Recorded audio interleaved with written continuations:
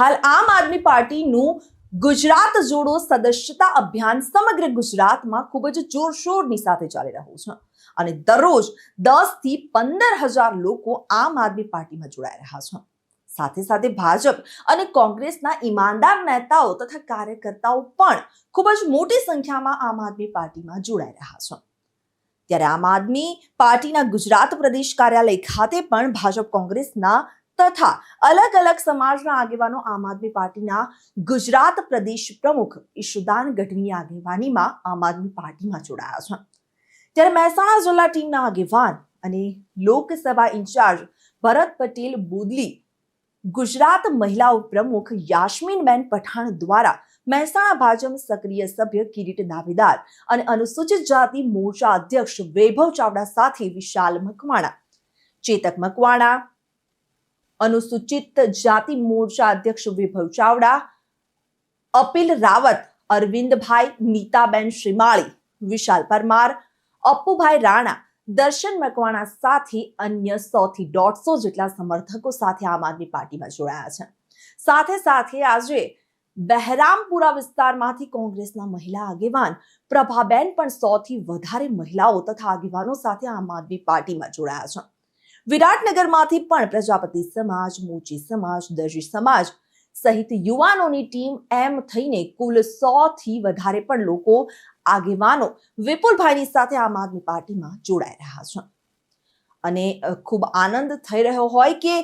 અરવિંદ કેજરીવાલની અને આમ આદમી પાર્ટીની વિચારધારા, કામની રાજનીતિ લોકો ખૂબ પ્રેરાઈ રહ્યા છે તેવું કાર્યકર્તાએ કહ્યું છે। કાર્યકર્તા દ્વારા કહેવાયું છે કે હું આ તમામ લોકોનું સ્વાગત કરું છું અને પૂરો વિશ્વાસ છે કે આવનારી સ્થાનિક સ્વરાજ્યની નગરપાલિકા, મહાનગરપાલિકા, જિલ્લા પંચાયત, તાલુકા પંચાયતની ચૂંટણીઓમાં આમ આદમી પાર્ટી ખૂબ જ સારું પ્રદર્શન કરશે તેવું આમ આદમી પાર્ટીના કાર્યકરો દ્વારા કહેવાયું હતું। 2027ની વિધાનસભા ચૂંટણીમાં આ તમામ સૈનિકો ગુજરાતને ભાજપ ભરડામાંથી છોડાવશે અને આમ આદમી પાર્ટીની સરકાર બનાવશે તેવું કાર્યકરોએ કહ્યું હતું। આમ આદમી પાર્ટીમાં જોડાવાનું પહેલું તો મારું મુખ્ય કારણ એ કે હું પહેલાં બીજેપીને પ્રેમ કરતો હતો, ભારતીય જનતા પાર્ટીને, પણ કડીમાં પેટા ચૂંટણી વખતે મેં ટિકિટ પણ માંગી હતી અને ટિકિટ મને પાર્ટીએ ના આપી અને મને કોઈ અલગ શોખ નથી, પણ ટિકિટના જાહેર થયા બાદ પછી પાર્ટીમાં મેં 2, 4, 5, 10 વાર કડી ગઈ, ત્યાં જીઆર સ્થળ ઉપર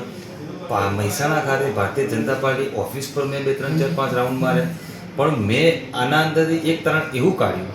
કે આ Bharatiya Janata party SC, ST, OBC માટે નથી। એ તો મેં પરફેક્ટ નિર્ધાર કાઢી નાખ્યું છે અને એમાં ખાસ કરીને દલિતો માટે તો નથી, કારણ કે જે મને પ્રતિસાદ મળવો જોઈએ એ પ્રતિસાદ મને બિલકુલ નથી મળ્યો।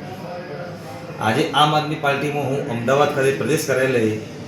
ઈશુદાનભાઈ સાહેબની જોડે આજે એમની વિચારધારા, એમના જે સંસ્કાર, એમના જે પાર્ટી પ્રત્યેના વિચારો, જે દેશ પ્રત્યેના વિચારો, જે માનવ કલ્યાણના વિચારો એમને મેં સાંભળ્યા, સમજ્યા, પછી હું પાર્ટીમાં જોઈન થયો।